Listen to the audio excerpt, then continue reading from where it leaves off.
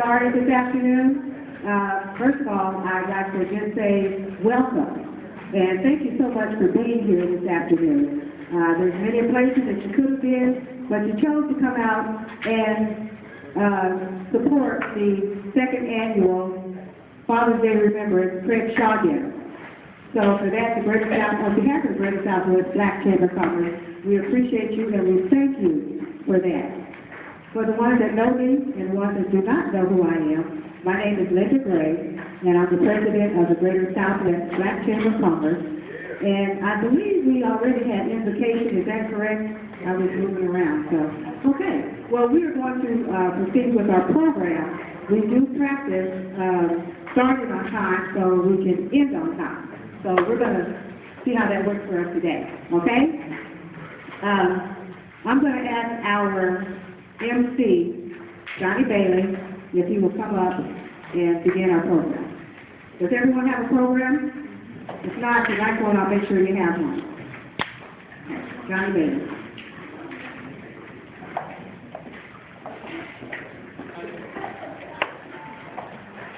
What a fantastic afternoon. Fantastic. If you hadn't already said fantastic afternoon, you need to go ahead and say it to yourself. We're going to enjoy this opportunity to honor Officer Craig Shaw today. My opening remarks are, first of all, we want to thank our title sponsor, Charlton Methodist, for helping us with this event. Also, TV Associates for also helping us with this.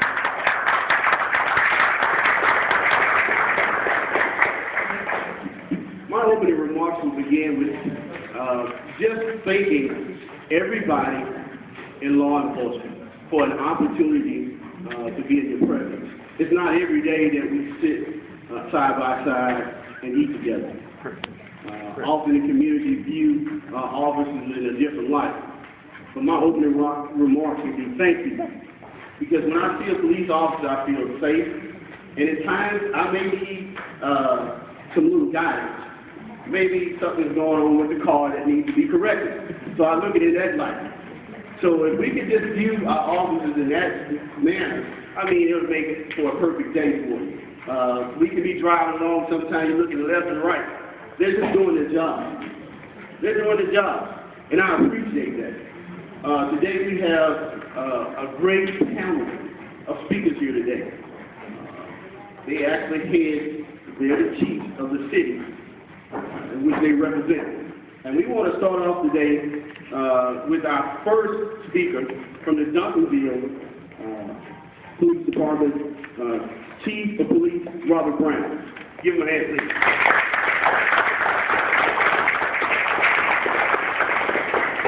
All right, thank you, Mr. Bailey. And also I want to say thank you to the Greater Southwest Black Chamber of Commerce for your invitation to be with you this afternoon. I'm delighted to be here. If I'm honest, when Ms. Gray called and asked if I would be a part of this event, there was some hesitation on my part. And the hesitation was not because I didn't want to be here. The hesitation was not because I didn't think this would be a fantastic event. The hesitation was because I didn't know what I would say. What do you say to a community that has suffered so much over the past several years?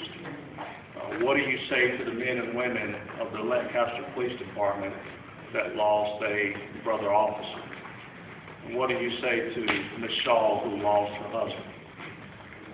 That concerned me because I wanted to make sure that I said the appropriate thing. And so what I decided to do, ladies and gentlemen, was simply say thank you to this community for your example that you provided to the Dallas-Fort Worth Metroplex on how to turn tragedy into triumph. Thank you to the men and women of the Lancaster Police Department for putting your life on the line each and every day. Thank you for setting the bar high for other communities. I want to thank the Chamber for remembering the sacrifice that this police officer gave. And last but not least, I want to thank each and every one of you for remembering this family. Thank you very much.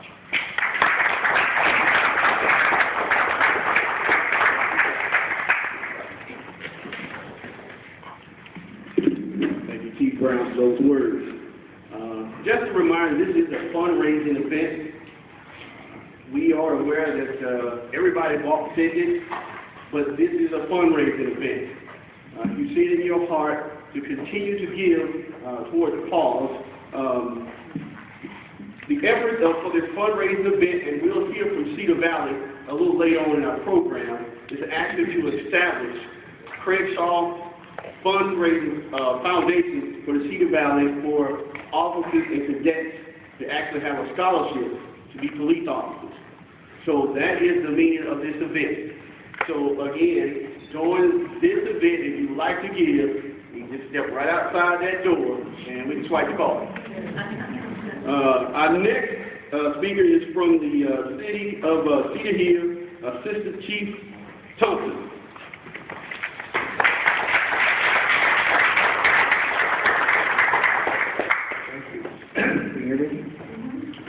Thank you for allowing me to be here today. I'm very blessed to be part of the celebration. And I will tell you, I was in Washington, D.C. 2 weeks ago, and of course I went to the Law Enforcement Officers Memorial along with several other things. And I saw 9 names that I personally knew and personally think were heroes.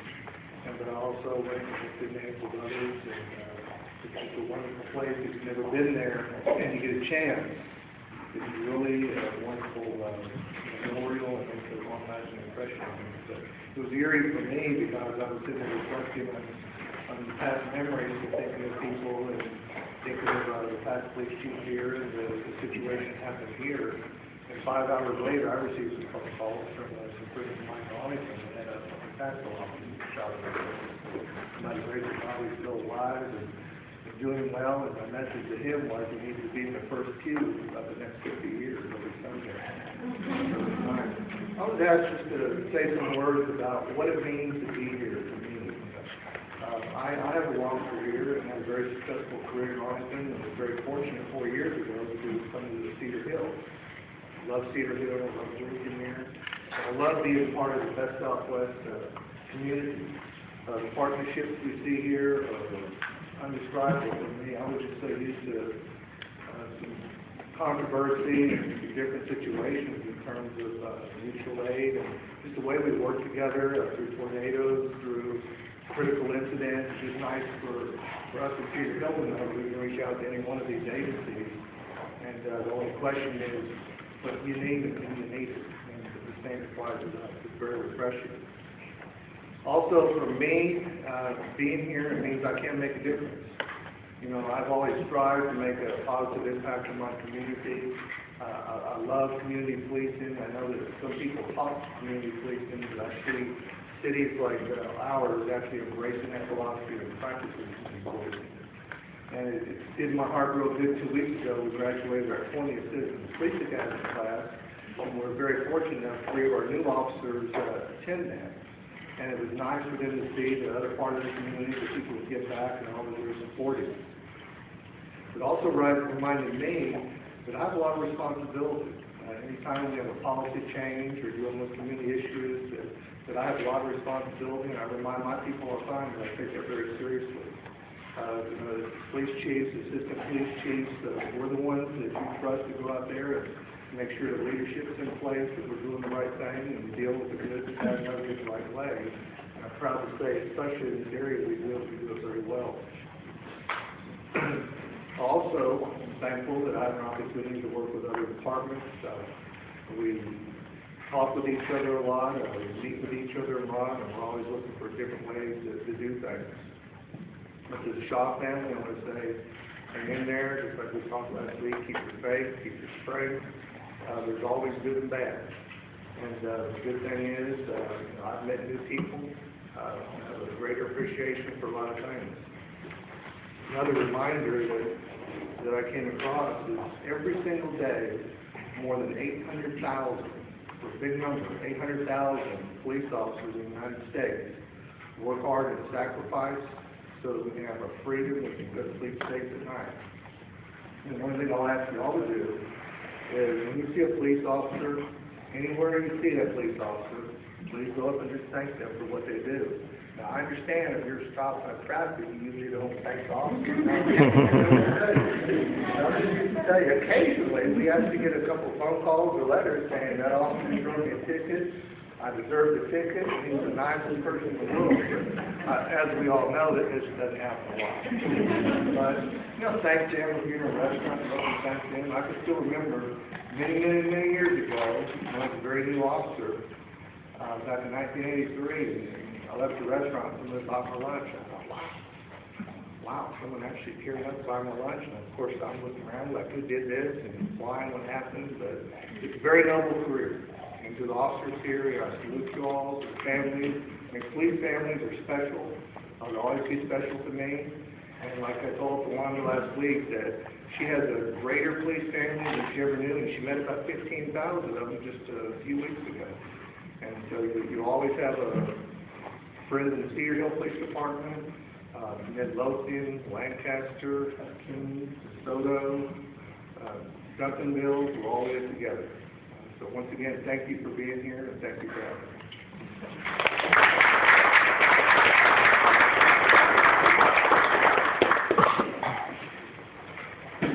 Thank you. I guess I'm getting a greater appreciation of law enforcement as we go along. Currently, I do have about 10 friends that are police officers. And I can say that police officers are people. They are people. Many times I have to remind the other friends that police officers are people. When they get off work, they go home to a family. Because of the work they do, we need to see them as people and treat them with respect. You brought up a story about a situation with a traffic stop. Well, my wife and I was together, and I was speeding. And she reminded me that you're wrong. And I had to calm down and go ahead and take my ticket. But again, that was a situation I had to remember this is an officer who's doing his job. So, and later on I'll tell you about another story where they are friends when they say, well, be safe, slow down. We have to continue to remember that these days they are family also. Our next speaker is from my city of DeSoto, Chief of Police Joseph Costa.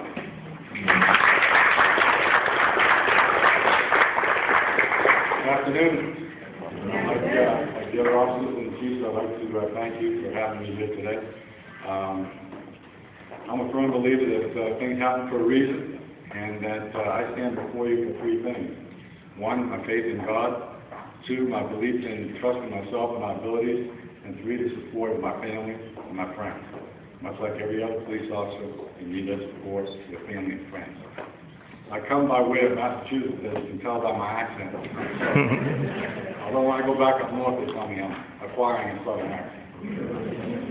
I retired from Massachusetts State Police after 25 years and made my way to Texas following a woman down here that I met in Monaco, still together. And I took a position with the Sheriff's Department. The last 7 years I was with the Dallas County Sheriff's Department.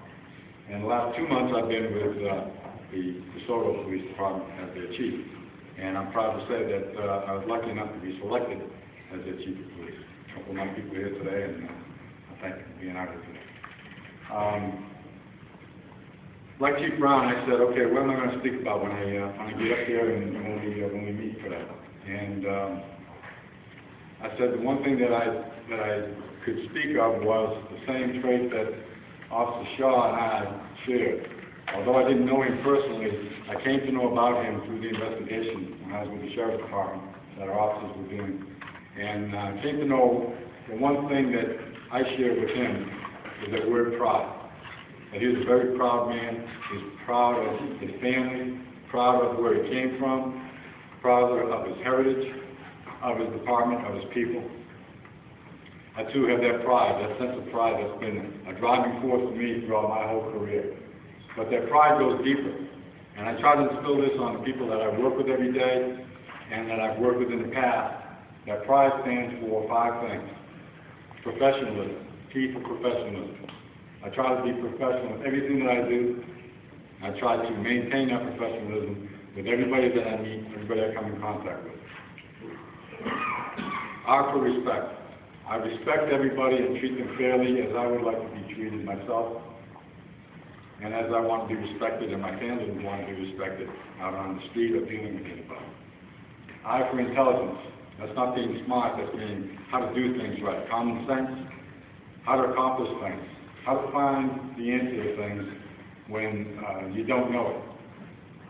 I'm not the smartest guy in the world, I don't know everything. Been in law enforcement 35 years, but I don't know all that there is to know about law enforcement, or even being a chief now that I'm a chief. But I know where to find the answers, if I have to find the answers. It's a tough question. Be dependable. I do what I say what I do, and I try to pass that on to everyone that works with me, and the people that are in our department and that I come in contact with. Be dependable. Always do what you say you're going to do. And the last thing, the biggest thing, ethics. Honesty, trustworthy, and be fair to everybody, have high moral values, and do the best that you can. I try to lead by example and have those that take that moral compass that guides me. Those 5 things together, I think I share the same thing with Officer Shaw, and what I know of him was that he was a very proud man, and he shared those 5 traits with his family and with his co-workers and everything that he did. So once again, thank you for having me here. Hopefully I imparted something to you and my people that are here in my department, and it's a pleasure to be here, an honor to be the Chief of DeSoto. Thank you very much.